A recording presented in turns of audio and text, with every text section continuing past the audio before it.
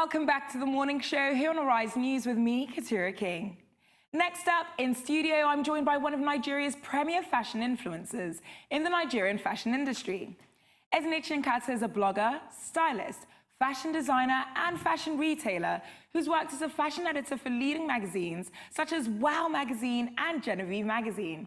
She's also worked on some of our favorite runway shows, editorial shoots, and is the brain behind some of our favorite red carpet celebrity looks. Today, she'll be teaching us just how to identify your personal style. Welcome to the morning show, Ezinne. Thank you. So we're both dressed in black. What's going on? Great minds think alike. I mean, you can say that again, honey. Now, talk to me about how you developed this passion for fashion. I would say fashion runs in my family. I always say my mom, if she's watching, will be happy. She's very stylish. She's from a family of artists. They're very artistic. So I was always sort of like exposed to fashionable stuff, artistic stuff, and she always loved to dress up. So watching her daily made me get interested in fashion. And the journey began. I love that. Now, you have really evolved in your fashion industry progression, from blogger to stylist to designer to retailer. What has that growth been like for you? Is it ever scary or daunting? It was scary, but it was very exciting. I started off very passionate. I started off as a stylist for magazines. I remember my first shoot, it was with Next on Sunday, Elan. Oh, wow. And that was my very first entry into the fashion industry. I styled a sports-themed editorial.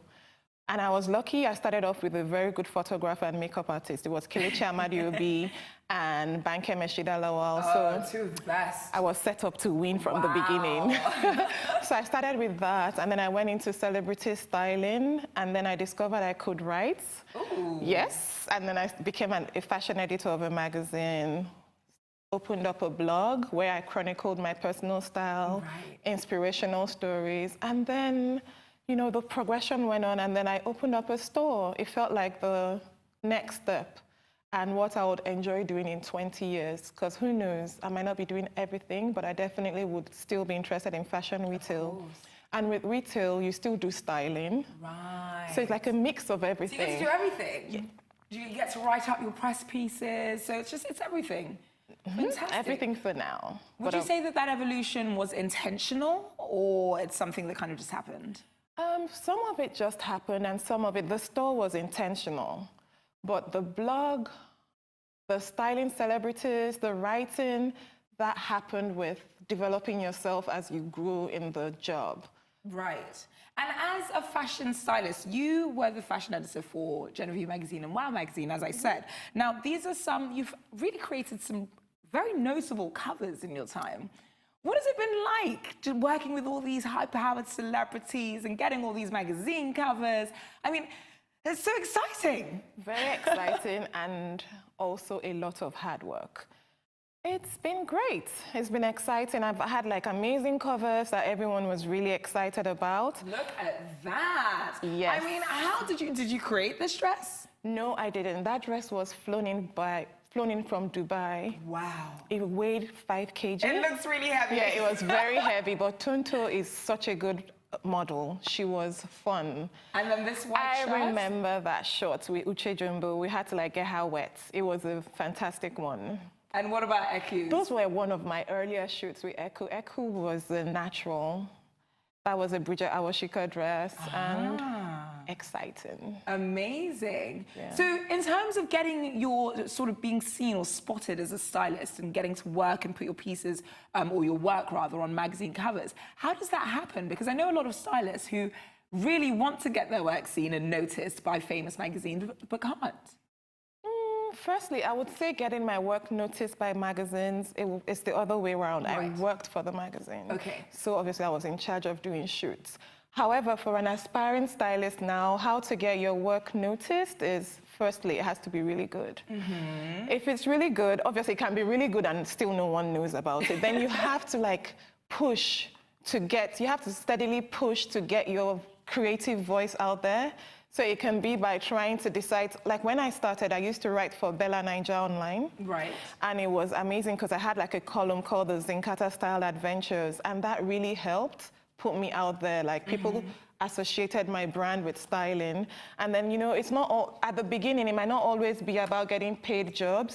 It might be about, you know, deciding to put yourself out there to do something for a magazine and not get paid. It might be to get a pro bono job. You know, you just keep getting avenues to get your creative voice out there. And speaking of creativity, what is the creative process for editorial shoots? All the shoots? The process starts with a mood board.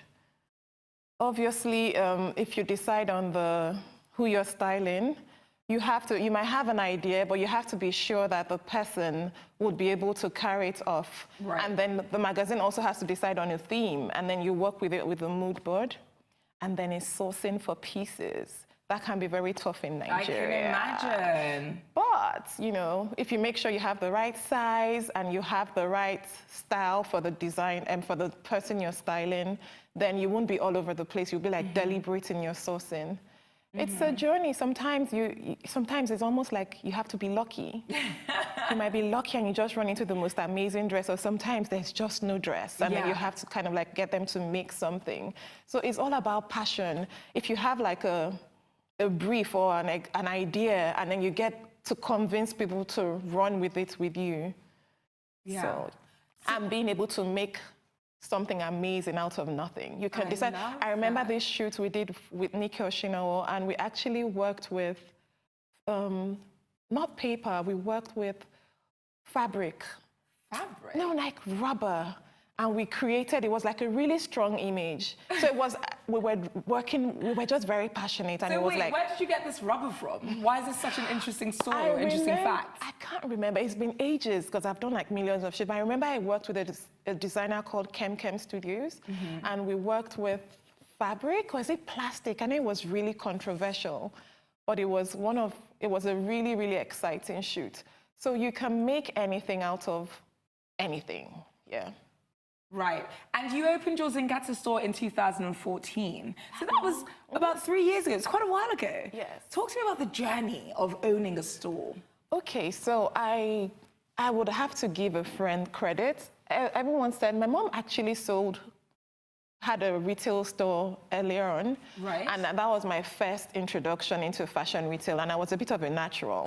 Because I'm a stylist, I'll be able to like advise people honestly on what actually fits them. So I never thought of, you know, going along those lines. Then Banke Meshida, my friend, she kept saying, Zinky, you need to open a store. And I'm like, store? So I kept, you know, toying with the idea, and I was never really ready. Right. Then I decided to just go and open up a store, and it was the best idea ever. Amazing. Yeah. So what goes into buying for this store? Buying. Okay, now I stock pieces from a lot of African brands, Nigerian brands, and then from around the world. So that's really exciting because now with the downturn in buying imported pieces, I had to like change my business plan and stock more Nigerian pieces.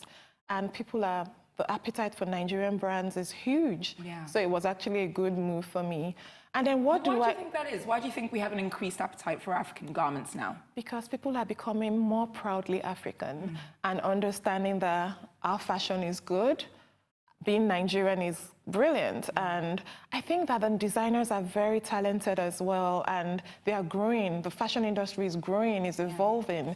So we can, like if I'm going for an event abroad, I certainly would want to wear a Nigerian brand because we have like an interesting fusion of contemporary and African, only us understand, and that stands uniquely out. So we're very, very good. So you said what goes into buying. Yes. For me, my store has sort of like a reputation of having pieces that are not very regular. So it doesn't mean that it has to be way out there edgy, but it has to be like the designer has to have thoughts a bit. I don't like generic, even if it's like a classic black dress, there has to be something a bit special that shows that she was authentic in her thinking and didn't just download a style from Instagram. So if you come into my store, you would leave with pieces that would start conversations. So what do I look for? I look for authentic designs. I look for exciting pieces. I look for timeless pieces, things you can wear in 10 years. Yeah. And I look for good quality stuff. And speaking of authenticity, what goes into designing your own creations? Okay, so I see a little dab there. I try to not think of myself as a designer, but last year I tried out, getting my first label. No, not my label, my first collection for the store. Right. And it went really well. It was tough, tougher than I thought. And I used mostly Ankara fabrics. That was Vlisco. And I tried to create pieces that had an interesting fusion of prints. Right. And could be worn formally and in a simple way if you threw on I really like them sneakers. because it seems like you're combining Ankara with a lot of other different fabrics. But tell me about your own personal style. What goes into when you wake up and put on your own clothes? What's the thought process there? The thought process most times is, who am I today? Okay, I lie. It is, how do I feel? I can't really box my style into a corner. People say things like vintage, edgy, and I'm like, is that who you see? I think I just go with how I feel inside and what is comfortable. Oh, okay. So talk to me about your personal style today then, Mrs. Today, I was like, okay, I'm going to be on TV. No busy prints. I didn't feel like I wasn't, like I said, I think I wanted something that would go with my hair as well. Yeah. So I thought, black. Okay. Black. Very simple thought process there. So in terms of fashion in Africa, where do you think it is currently and where do you see it growing to? Fashion in Africa now is like I feel like it's getting very noticed and we're like about to blow. About to? So you don't think we've blown yet? No, we've blown compared to where we were 5 years ago, Yes. but I feel like it's going to become like a major source of income even for the economy. Right. It's like the next biggest thing. Yeah, that's where it is now. It's growing. It's every month. It's like we're moving so fast, and I'm really excited about the new fashion week. Do you think that we have the correct ecosystem in place to support that sort of growth? No. If it's exponential and if it's that quick, are we going to collapse under the weight of our own success? No, because it's developing as well. It's getting better. Like now, there are more factories. Things that people are working, it's not as fast as it could be because it was in a very bad shape. But we've grown so much more from even where we were last year. Yeah. So now there are factories, there are more pattern cutters, there are more PR firms. It's like a whole industry and people are catching up slowly because even before, working in fashion didn't feel like a job. But now you have like more and more young creatives getting into the fashion industry. So it's growing. And I think the government as well is getting a bit more interested in fashion as a source of income for them as well as an industry. So they're taking it very seriously. And the international market is sort of like really applauding our fashion. Or just outright stealing from the Ghana must go bags of Louis Vuitton runway. Yes, taken from our market woman in mile 2 market, okay. But, I don't know if that's inspiration or copying. What would you class that as? I wouldn't even say it's copying because I feel like fashion is global. Right. What about what we do? Yeah, I know. But I feel like No, let's talk about the Ghana must go print of the Louis Vuitton runway. But I don't feel like Have you ever seen that print anywhere else except on a Ghana must go bag? But have you done your research? Where did it come from? I did my research, girl. I did. Where did it come from? Don't put me on the spot. Teach us, where did it come from? I'm not saying I know, but it's possible. There you go. No, but I'm not saying, I don't even know then that we made the Ghana must go bags ourselves. No, we didn't make it. Okay. But of course it pre-existed, but we are known for it, So it's very interesting. Why didn't we make those bags? Why didn't we put it on the runway? Hey! Like you're free to use whatever expression you want. I don't agree with you. I disagree but they with copied you, us small shop. Thank you. That's all I wanted to hear. Okay. Are you happy now? Yes, we created it. I cannot get past the price point. Paying £3,000 for a bag that you can buy for 150 naira in the market, I can't. I cannot. It offends me. What are your thoughts on when people take designs or inspiration from another society and then mark it up so stringently? What are your thoughts on that? I think that fashion is, luxury fashion is about creating make-believe. And it's up to, they already have that brand and they can decide to take a sack of gari and, make it seem really expensive, and you're buying more than the garment. That is very true. You're buying the brand, you're buying the experience of buying the brand. So if you're going, they don't hold a gun to your head. It's true, Sha. Yeah. So I assure you, it's so sad because they've created that experience that even if I buy a bag of gari from them, I almost feel like, it was processed, it was put under this and that. So yes, they mark it up, but they can defend it. That makes sense. Yeah. Okay, so going back to you and your own personal style and how you've evolved, what advice would you say, the best advice you've ever received from perhaps a parent or a grandparent? Ooh. My mom is always fighting me, so I don't know. What I would say is the best advice I've received is be yourself, unapologetically so. Yeah, always be yourself. Like, for me, even with my mom, I'll bring her up again. Sometimes I wear things and she's like, except, she thinks it's indecent, then I can listen. But if she says, I don't think those prints go, but if you like it. And then I'm like, well, I actually really like it. Yeah. And for me, that's okay. They might not go and she's right. But if you believe in your vision, believe it, then you can carry it off with confidence. Absolutely. But if you wear what you saw Kim Kardashian wear and it's not really you, then you would never ring true. Right. So be authentically you always, even if it doesn't resound with the crowd. You just have to love what you stand for. That is phenomenal advice, exceptional. And in terms of perhaps advice that you might want to give to the up-and-coming generation who want to venture into a career in fashion in the country and perhaps aren't that successful at achieving it just yet, what advice would you give them? Do not give up. Keep at it, and then, be about the hustle. It should be about wanting to create a difference. It should be about the craft. It shouldn't really be about you, because it might not ring true. If you want to be a stylist and you're going there just to get famous, free clothes, it may show. But if you're really excited about your passion, if you're really into it, if you're really, oh my God, I've seen this dress and I think it's going to be the perfect fit for your body type, I really think you should try it. Let's do this, let's do that. You keep at it, and finally your voice will be heard. And then, like I said, you mustn't wait for them to employ you. You create avenues for yourself.